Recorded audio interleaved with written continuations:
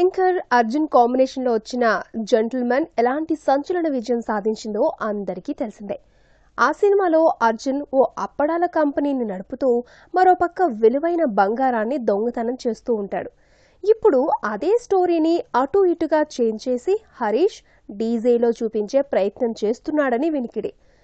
మూవీలో అల్లు అర్జున్ 2 షేడ్స్లలో కనిపించబోతున్నాడని ప్రచారం జరుగుతున్న విషయం తెలిసిందే. ఓ రోల్లో బ్రాహ్మణ యువకుడిగా కనిపించగా రెండో షేడ్ చాలా అగ్రెసివ్గా ఉంటుందట.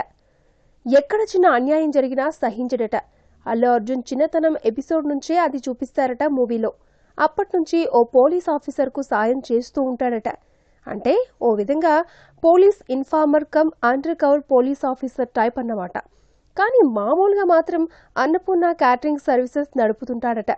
మరి ఈ స్టోరీ ఎంత నిజమనేది తెలియదు, కానీ ప్రస్తుతం ఫిల్మ్ సర్కిల్లో మాత్రం తెగ చక్కర్లు కొడుతోంది. ఈ వీడియోపై మీ విలువైన కామెంట్స్ ని మాతో షేర్ చేసుకోండి. అండ్ ఇంకో విషయం, సబ్స్క్రైబ్ చేయడం మర్చిపోకండి.